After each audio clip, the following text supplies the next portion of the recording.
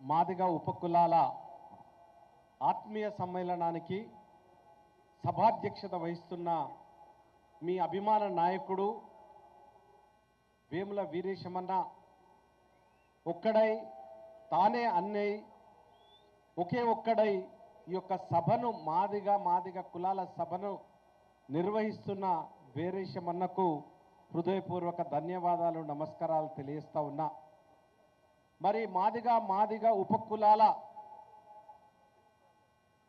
సభకు విశిష్ట అతిథిగా వచ్చిన మన పెద్దలు గౌరవనీయులు రాష్ట్ర మంత్రి వైద్య ఆరోగ్య శాఖ మాత్యులు దామోదర్ రాజనరసింహ గారికి, మరి యొక్క నల్లగొండ జిల్లాను ఏకఛత్రాధిపత్యంగా 4 దశాబ్దాలు చిన్న వయస్సులోనే మంత్రి అయి 83లో ఎమ్మెల్యే అయి 85లో మంత్రి అయి అందరినీ హక్కున చేర్చుకొని మాదిగ బిడ్డలకు అన్నీ తానై నిలిచిన మన మోత్కుపల్లి నరసింహులు గారికి, అదేవిధంగా మన శాసనసభ్యులు విప్ ఆర్ఎఫ్ వడ్లూరి లక్ష్మణ్ కుమార్ గారికి, మరి మన ఏఐసిసి జనరల్ సెక్రటరీ సంపతన్న గారికి, మందుల శామ్యులన్న మరొక పేరు మర్చిపోయిన తుంగతుర్తి ఎమ్మెల్యే మందుల శామ్యులన్న గారికి, అదేవిధంగా కాళే యాదన్న గారికి, మరి ప్రొఫెసర్ కాసిం గారికి, పిడమర్తి రవి గారికి, కొండేటి మల్లన్న గారికి, నరేష్ గారికి, అదేవిధంగా తమ్ముడు ప్రొఫెసర్ మల్లేష్ అన్న గారికి, అందరికి కూడా వేదిక మీదున్న నాయకులందరికీ పేరు పేరున నేను నమస్కారాలు తెలియజేస్తా ఉన్నాను. వేదిక ముందున్న మాదిగ సోదరులందరికీ నమస్కారాలు తెలియజేస్తా ఉన్నా. పత్రికా ప్రతినిధులకు, అదేవిధంగా ఎలక్ట్రానిక్ మీడియా ప్రతినిధులందరికీ కూడా సభకు విచ్చేసి మమ్మల్ని చూపిస్తున్న అందరికి కూడా నమస్కారాలు తెలియజేస్తా ఉన్నా. ఇంకా చాలామంది రావాల్సింది ఉన్నదని, చాలామంది రోడ్డు మీదనే ఉన్నారని అన్న చెప్తా ఉన్నాడు. కానీ ఇప్పటికే గ్రౌండ్ ఎక్కిరిసిపోయింది. మరి మనమందరం కూడా సభ ప్రారంభించక ముందు ఒక నిర్ణయానికి వచ్చినాం. సభ అయిపోయే వరకు ఎవరిమీ లేవకూడదు. ఎందుకు ఈ సభ పెట్టినారు, ఏం అవసరం వచ్చింది, ఈరోజు మాదిగలమంతా మాదిగ ఉపకులాలంతా ఐక్యంగా ఉండాలి, పోరాటం చేయాలి. మరి వచ్చిన పళ్ళను 2000 నుంచి 2004 వరకు అనుభవించిన వర్గీకరణ ఫలితాలను గద్దరు తనకపోయినట్టు తనకపోయినారు. మళ్ళీ మనకు ఒక అవకాశం వచ్చింది సుప్రీంకోర్టు ద్వారా. దాన్ని ఏ విధంగా అమలుపరుచుకోవాలి, దాన్ని ఏ విధంగా కాపాడుకోవాలి, వేరే వాళ్ళు చేస్తున్నటువంటి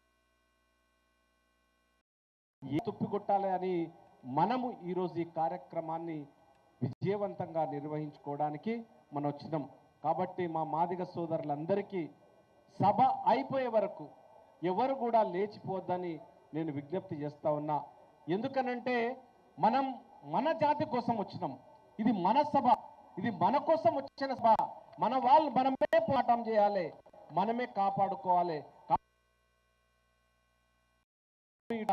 ఎందుకంటే పెద్దలు చాలా మంది వచ్చిండ్రు. మనన్న దామోదరం రాజనరసింహన్ వచ్చిండు. పొద్దున 11:30కు బయలుదేరినారు. మమ్మల్ని అందరినీ కూడా రండి అని తెలుసుకొచ్చినారు.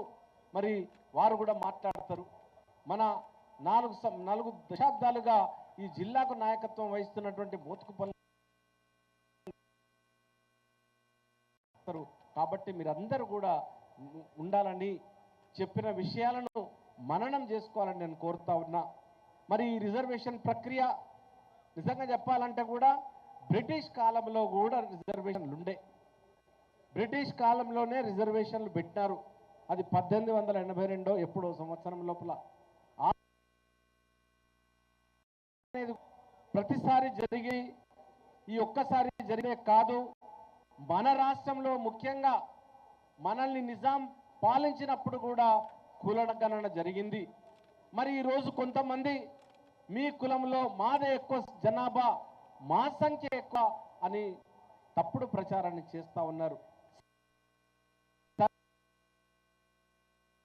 సహృదయంతో ఎవరి కులం ఎంతో అంత వాటా వాళ్ళకి ఇవ్వాలన్న ఉద్దేశంతో ఈరోజు కులగణన నిర్వహిస్తూ ఉన్నారు.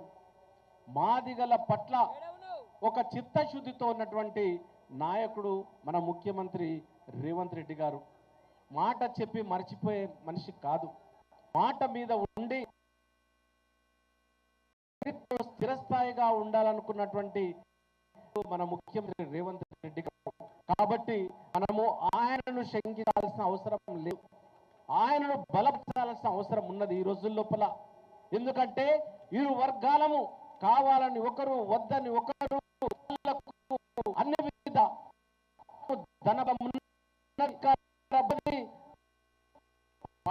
వాళ్ళు ఆయన ముఖ్యమంత్రి రేవంత్ రెడ్డి గారికి సంఘీభావంగా ఉండి ఆయనను బలపరచాల్సిన అవసరం ఉన్నది. కాబట్టి మీరందరూ కూడా దయచేసి ఏకతాటిపై ఉండాలి. ఎందుకనంటే రేవంత్ రెడ్డి గారు మనం సుప్రీంకోర్టుకు వెళ్తానన్నప్పుడు కూడా తప్పకుండా వెళ్ళండి అని పెద్ద లాయర్ను పెట్టినారు. మరి ఆయన దేశంలో ఎవరు ప్రకటించనప్పుడు తను 1వ తారీఖు ఆగస్టు నాడు సుప్రీంకోర్టు జడ్జిమెంట్ వస్తే ఆ జడ్జిమెంట్ అమలు చేద్దామన్నారు. అమలు చేసే విధానంలో కొన్ని ఇబ్బందులు వస్తూ ఉన్నాయి. కాబట్టి దయచేసి మనం తప్పకుండా రేవంత్ రెడ్డి గారు చేస్తారన్న నమ్మకం, ఆశాభావాన్ని వ్యక్తం చేస్తా ఉన్నాను. 6 అయినా 106 అయినా మాట ఇచ్చి తప్పే నాయకుడు ఏనాడు కాదు. మాట మీద నిలబడి ఉండే నాయకుడు మన ముఖ్యమంత్రి రేవంత్ రెడ్డి గారు. కాబట్టి మాదిగలందరూ కూడా సహకరించాలి. మరి మా అన్ననేమో చాలా విషయాలు మాట్లాడదామని వచ్చినా పక్కన ఉన్నాడు, మాట్లాడనియకుండా. కాబట్టి దయచేసి సమయం కూడా ఎక్కువైతా ఉన్నది, మాట్లాడవలసి వాళ్ళు ఉన్నారు. ప్రభుత్వము మాదిగలకు అండగా ఉన్నది, వర్గీకరణకు అనుకూలంగా ఉన్నది. తప్పకుండా వర్గీకరణ చేసి తీర్చదని తెలియజేస్తూ నాకు అవకాశం ఇచ్చిన మా పెద్దన్న వీరేశం అన్నకు ధన్యవాదాలు తెలియజేస్తూ సెలవు తీసుకుంటున్నాను.